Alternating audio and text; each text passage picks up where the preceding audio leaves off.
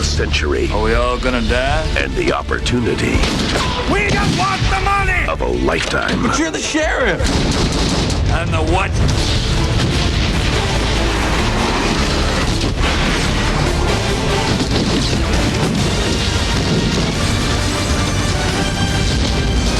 Morgan Freeman, Christian Slater.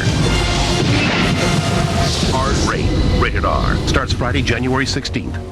Hey there, welcome back to another video. This time around, it is my review of the 1997 action thriller Hard Rain. Now, before I get into sharing my thoughts on this film, I want to give a shout out to a longtime subscriber and friend of mine, Mega Porkchop Express, for requesting this review. If there is a film, TV show, anime, or topic you'd like to see me cover in the future, feel free to donate to my PayPal. The link will be in the video description down below. Now, Hard Rain is one of those movies that fell pretty hard in the box office upon its release. It cost around $70 million and it only took in about $20 million. So Paramount was not pleased with the box office results. That being said, I don't think they really gave it that much of a chance. And I honestly think that they didn't have a lot of faith in the film to begin with.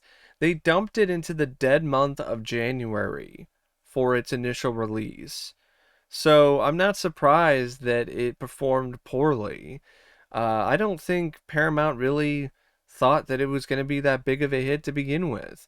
It seems like they put more thought into changing the title than anything else, because originally it was going to be called The Flood, but they decided, nah, we don't want to do that because we don't want to make audiences confused thinking that this is a disaster movie, so they changed it to Hard Rain, which I actually don't mind. I actually like the title. I think it's better than The Flood. The Flood is a very generic title, and I don't think that would have brought in any more people. In fact, it might have done even worse in the box office with that title. Now, what's crazy is the screenplay by Graham Yost was something that was really popular. It was a big deal. A lot of studios were trying to get the rights, and Paramount just happened to be the ones to win the battle. So that's what makes it so confusing that they would dump it in January. You would think that they would have had more faith in it and would have released it sometime in the summer or in the fall, but instead they dumped it into one of the worst months for films historically, and it seems like they just didn't really feel that it was going to be that big of a deal to begin with. So it's kind of confusing and a little frustrating. But at the same time, I can kind of get why the film wasn't a massive box office smash. And why the studio had some trepidation about it. While Christian Slater did star in Broken Arrow, it seemed like at this point in time, his star was starting to wane a little. And Morgan Freeman is the only other big name in the cast. And he was a well-known actor, but he was known more for his dramatic stuff and his supporting roles or things like that. Like, he had done a few things. Like, I think he did the Alex Cross films, I think, around this time. But he wasn't like a massive star. And Minnie Driver wasn't really much of a get in terms of grabbing audience members and getting more butts in seats. And neither was Randy Quaid or Betty White or Ed Asner. And I guess maybe the idea of it, this heist film that takes place during a rainstorm, maybe that was also something that a lot of audiences were like, doesn't really float my boat, so to speak. But after watching it, I think it's actually a little bit of an underrated movie. I wouldn't say that it's a great film. I think it could have used a little more action. The action in that is there is a little lackluster, especially anything involving gunplay. Um, and I'm not really that big on the dynamic between Christian Slater and Minnie Driver. I appreciate the fact that those two did not become a romantic couple by the end of the movie. It seems like they were trying to lean towards that, but I guess I just didn't really feel they had that much chemistry, and I really would have liked to have seen more scenes with Christian Slater and Morgan Freeman because they had some really good chemistry with one another, and they are only together as a duo for a very short amount of time. Randy Quaid was an alright bad guy, but I don't know, he wasn't really that memorable. So it's one of those things where there are things about it I do like. For one, the production values are pretty high. I mean, it cost $70 million and it's definitely on the screen. There are a lot of practical stuff going on here. They flood an entire set or an entire town. Um, there's a lot of water. A lot of sequences are drenched in terms of how much water is being used and how much water is on the screen. There's some fun with jet skis and boats. And there is something to be said about everything being done for real. Nowadays, if they did this kind of movie, they probably would do a lot of this with CG, and it wouldn't be nearly as impressive. It wouldn't really be nearly as much of a spectacle. Because this film at times is absolutely a spectacle because of the fact that everything is done for real, and when things flood, like it's a real flood. Even when it comes to the miniature that they use of the dam, when it breaks, they're using real water, and the way that it's shot is genuinely pretty epic. And I feel that the movie has some other merits as well. I think Mikael Salomon, for the most part, I think he did a good job directing the movie. He didn't really direct a whole lot before this or after, sad to say.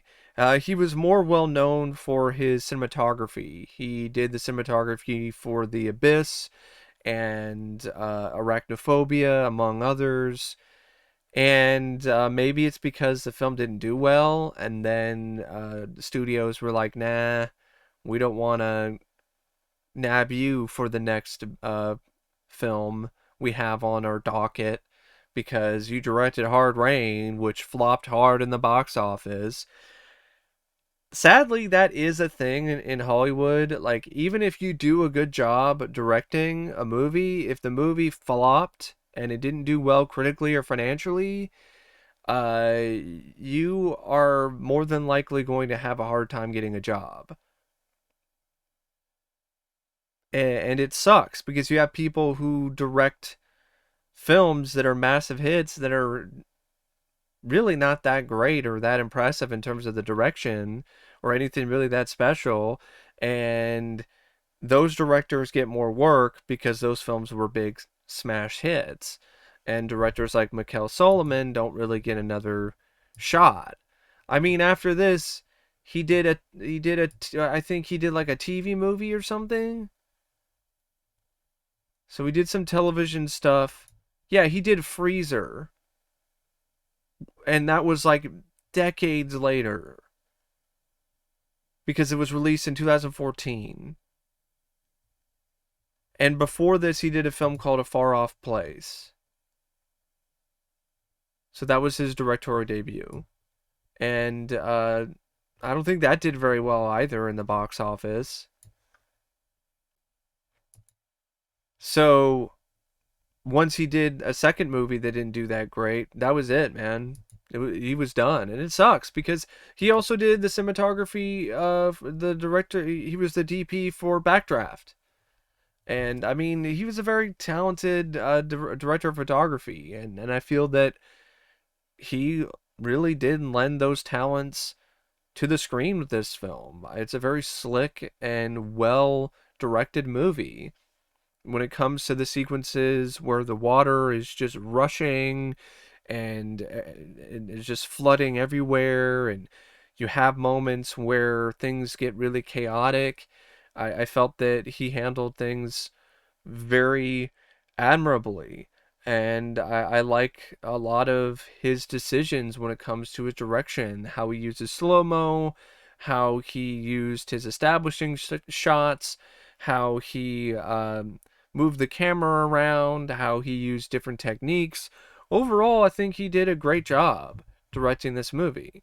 The script by Graham Yost, I don't think it's as good as his script for Broken Arrow, but it's still a pretty uh, solid script nonetheless.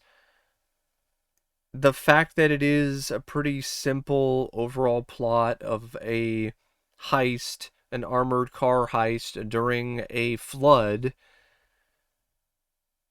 is something that works. And the film tries to throw in some twists. Some of them are unique, like for instance, Christian Slater's character, the lead, the hero, Tom, ultimately teams up with what you thought was going to be the main villain for the entire movie, Jim, Morgan Freeman's character. So that's a really interesting dynamic. That's why I wish you had that dynamic earlier on and you had more of it, like halfway through the film, instead of like barely a little at the end. Once it's revealed that he's not really the main villain, the main villain is Randy Quaid's sheriff character and his uh, team, his deputies. And there's a lot of other stuff with this script, though, that kind of falls a little flat and kind of drowns. Mainly a lot of the humor, a lot of the comedy. To me, it's just a little too... I'm trying to think of the right word. Sitcom is a good way to put it, especially when you have Betty White's character and her husband when they come into the fray. It's fun to see Betty White, but at the same time, that whole bit with her and her husband sticks out like a sore thumb. It does not fit the rest of this movie when it comes to the tone. Uh, the film is at its best when it is being more of an action movie with chases with jet skis and boats, with moments where Tom has to try to survive uh, being locked in a jail cell while it's filling full of water. Uh, Moments where there is action happening on the screen. That's where the film really does work. And that's where the screenplay works. When it's trying to be more comedic or lighthearted, it just doesn't really work that well for me. Uh, and speaking of that, like the ending of the movie, like the last shot is a little one-liner, a bit of banter between Tom and Minnie Driver's character Karen, and it just to me it seemed like Graham Yost was trying to recreate what he did with Broken Arrow with Samantha Mathis and Christian Slater, but unlike what was going on in that movie, Christian Slater and Minnie Driver didn't really have the same spark, and at the same time having it end almost identically with those two, with Christian Slater playing another character who has a little bit of a witty back and forth with the female lead, was just a little too similar for me, and it wasn't nearly as funny or memorable as the exchange between the two and Broken Arrow. So it's just one of those things where, you almost would expect the movie to end on a freeze frame and then have like the credits, like it's a sitcom. But yeah, the script, it works when it deals with the action, when it's focusing on the heist itself. Um, the twists, other than the stuff with Morgan Freeman, not necessarily up to par, but still a pretty solid script at the end of the day, despite moments where it gets a little waterlogged. The cast, for the most part, pretty strong. Christian Slater, I've always liked Christian Slater. I loved him in Heathers. I love him as Hale in Broken Arrow. He holds his own really well here. In a lot of ways, this is his film. Unlike Broken Arrow, which had the really bombastic presence of John Travolta, Christian Slater is the main attraction here, and I feel that he definitely manages to carry that weight very well. He's charismatic. He's got a lot of personality, and I like his character. I definitely felt for him because he lost one of his few friends, and Ed Asner's character in a tragic showdown earlier on in the movie, and I felt that he was a good lead.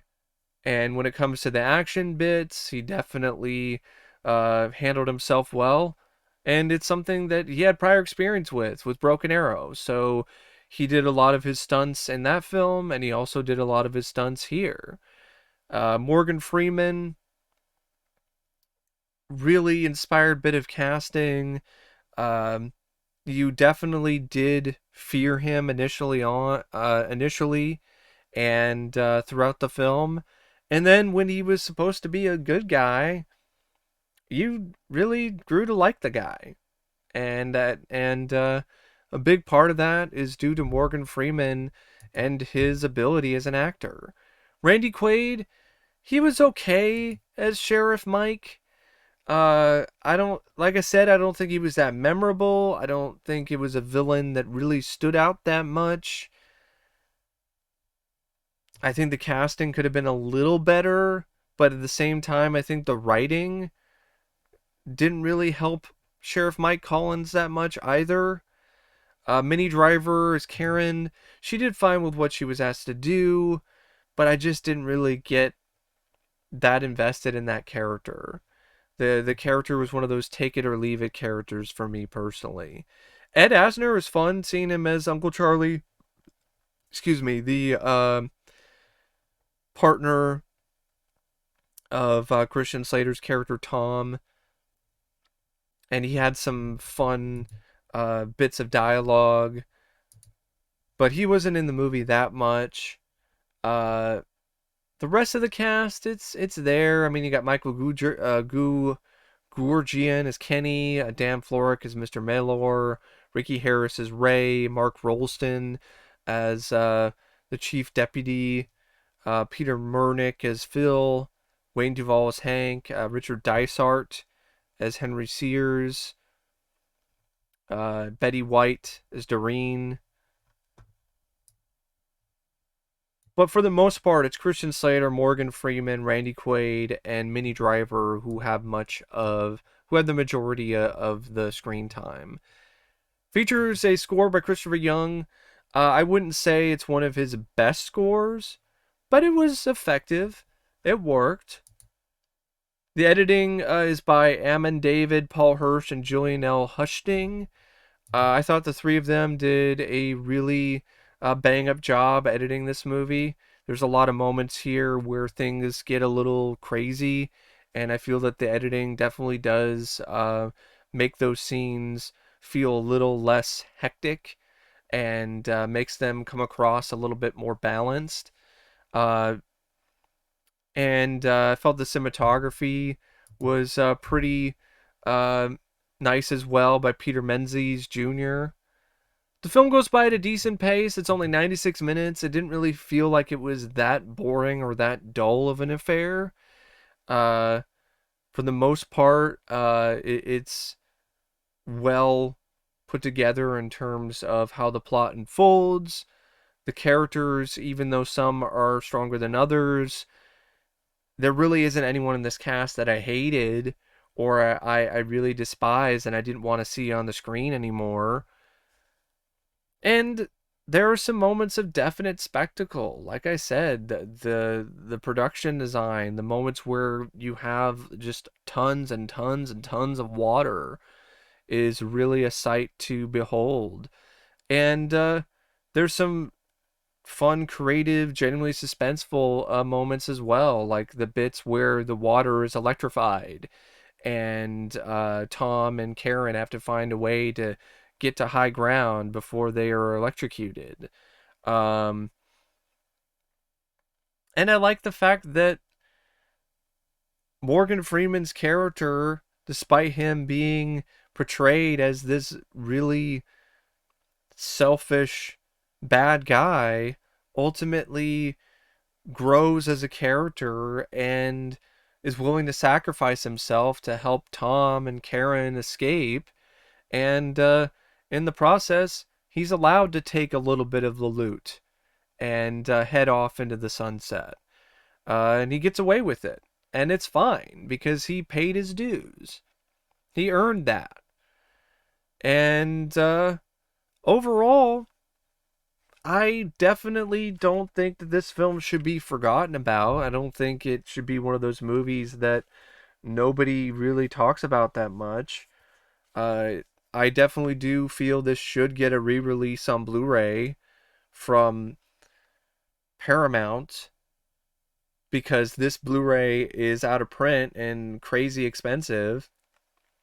I got lucky and got it off a Facebook group from a seller that I've known for a decent amount of time, so he gave me a bit of a deal, and I got this for retail price, and it was like 20 bucks or 15 or something along those lines. And I also got The Phantom, which is another out of print release. This is when Paramount was doing Blu-rays with Lionsgate. And it's bare bones, but it is the best the film has looked on home video. So if you're a fan of the film, if you can find it for an affordable price, it's definitely worth it.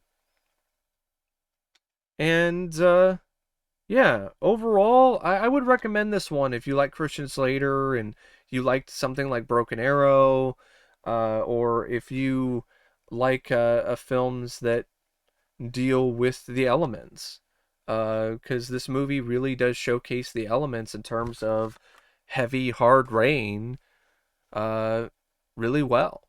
So anyway, I don't know what else to say about Hard Rain except thanks for watching my review. And as always, I'll see you later. See ya.